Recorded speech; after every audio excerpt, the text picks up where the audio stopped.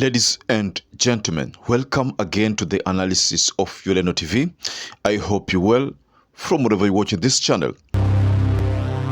Kimani Ichungwah made a statement yesterday, a statement that has not augured well with the people of the Republic of Kenya, especially the Gen Z generation. Unaona wakiandamana Nairobi, wameshika simu ya iPhone, wanajiita Gen Z. Wanafika kwa maandamano na Uber. Wanatoka maandamano, wanaingia KFC kukula kuku na minofu. Ama hamkuwaona? Muliwaona?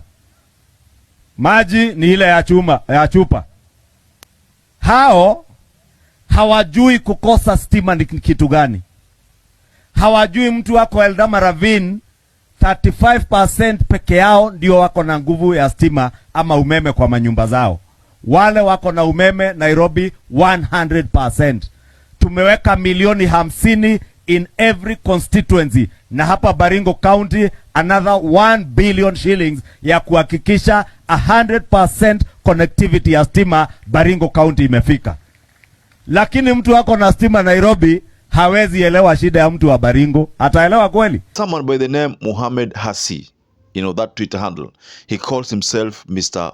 Optimist, has decided to respond to Kimani Ichungwah's disturbing video about him referring to the Gen Z protesters as people who, come in Ubers, people who dine in very, very expensive hotels and then go to the streets.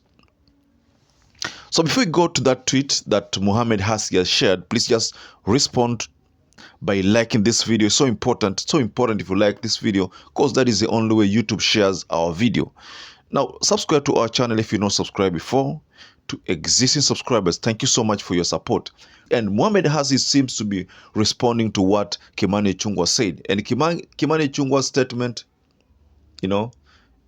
has not sat well with this Gen Z generation. And that's why you find that the protests have even escalated.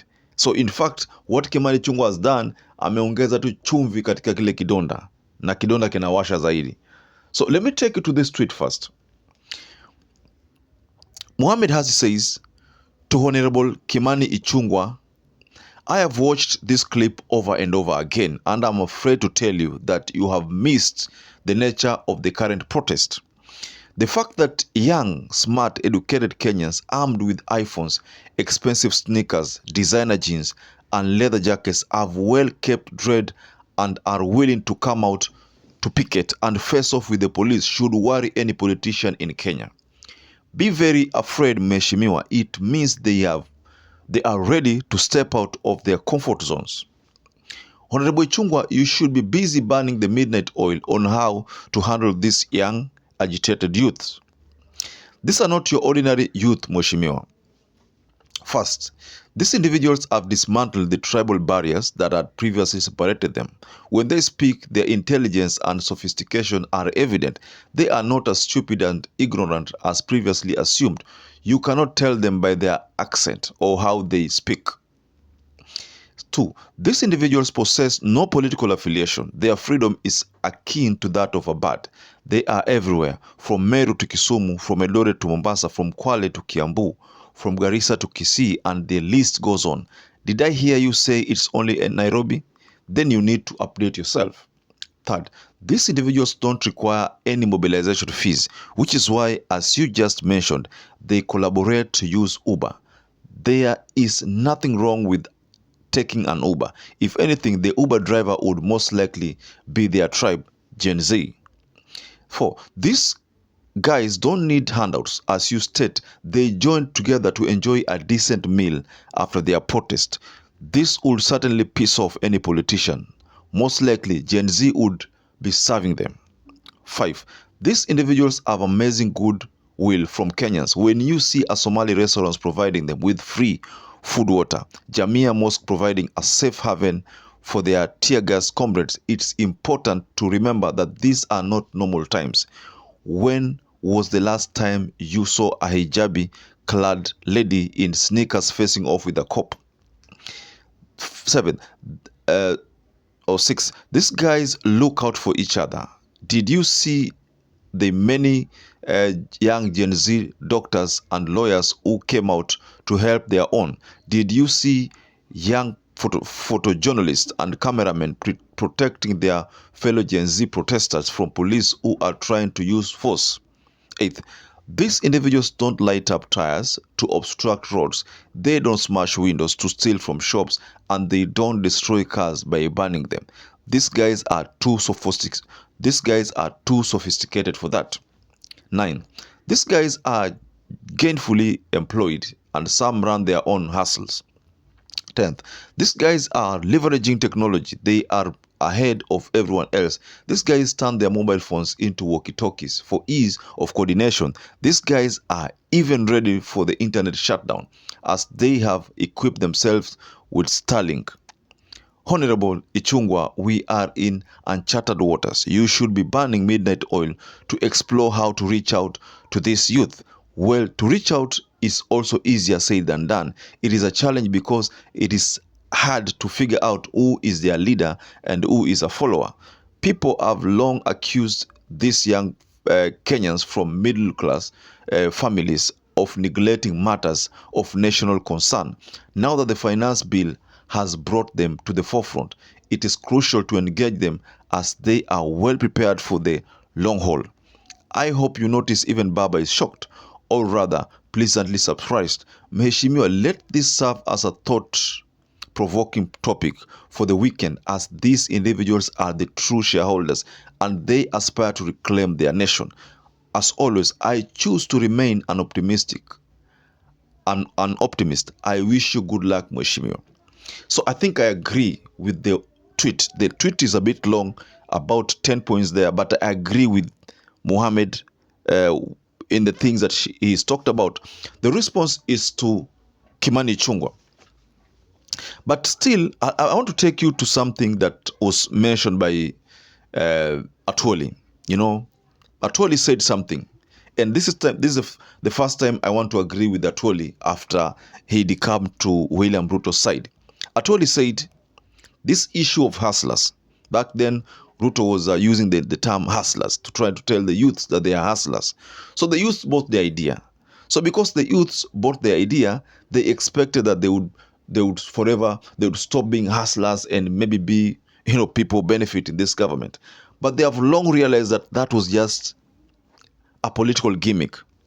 So the reaction that we are seeing from the Gen Z demonstrators or demonstrations is exactly what Atwoli said. Atwoli back then warned William Ruto to be very careful with that term Gen Z.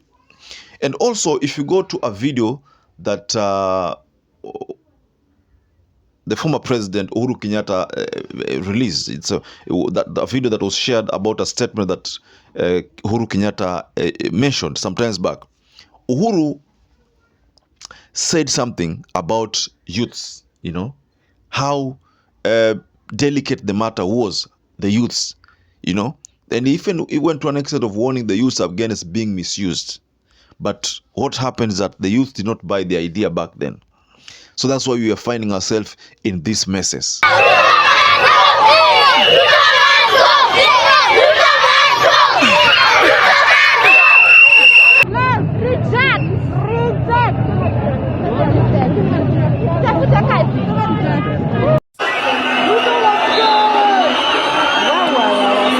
So Kimani Ichungwah just decided to add salt to a wound.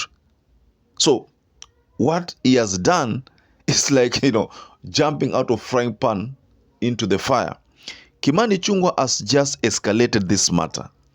This matter has been escalated by the statement that Kimani Ichungwah released. People have been talking bad about Kimani Ichungwah because he has been, people have realized that he's a person who is, instituting bad bills which are very punitive to the people. That is what is being experienced. The fact that Kimani Ichungwah fought Rigathi Gachagua and has been defending these taxations is already exposing him. So this statement he released certainly was not going to sit well with the youths who have all along been told that they are the hustlers. So the issue of hustlers is not going to work anymore. I don't know how Kimani Ichungwah and his team will react. I mean, I don't know which slogan they will use this time round, because in Eldoret, the wheelbarrow was brought down. It has always been a sign there that that is the hometown of William Ruto, but it was brought down. It was also a sign that Eldoret voted massively for William Ruto, but that wheelbarrow was brought down. That is also another very concerning experience. Things are not going to be well for William Ruto's government going forward, especially after what Kimani Ichungwah said, and after that tweet has been released by someone, the name I mentioned, by Mohamed Hassi, Mr. Optimist. Mohamed Hassi has lectured Kimani Ichungwah, but using tweet. These demonstrations, according to Mohamed, is not like the demonstrations of last year, where there were lootings, there were lighting of tires, there were all manner of things. This demonstration is a bit different, it's somehow civilized. But one thing, according to the tweet, is that the youths are being provoked so that they can react. But the youths are very, very sharp. They know that is their intention. So they are not choosing to fall to that trap of being, forced to loot. They are not looting. Nobody is being beaten. In fact, they say it's peaceful. So it's peaceful. When something is peaceful, it's peaceful. But you see, I salute certain policemen. I've seen policemen who have exercised maximum restraint. Like the case of that police who was being confronted by a female Gen Z. That police acted maturely and did not react. Then there's another police I saw. There were not two policemen. And the youths were in front of them, making their own statements, which are constitutionally allowed, picketing. But they also did not confront them. These are mature policemen, and we can't blame all policemen. To be honest, I'm one of those people who will not blame all the policemen. Some policemen acted maturely, but the police who shot Flex, that police, I don't know if he goes to church also. I don't know if there's a particular time he sits down and prays to God, maybe for some blessings. I don't know. Because the way he acted inhumanly. That was not acting humanly.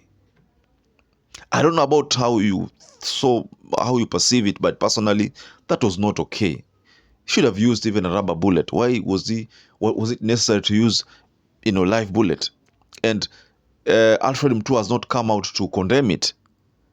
So we are seeing double standards being implemented here. Ladies and gentlemen, what do you make of this sudden realization by Kimani Ichungwah that he made a very disturbing statement that he ought not to have spoken the way he did? Just go below the comment section and you can tell us what you think about that. So perhaps if you're watching this video and not subscribed, take 1 second and subscribe, like this video. Until you catch up again, stay safe and stay blessed.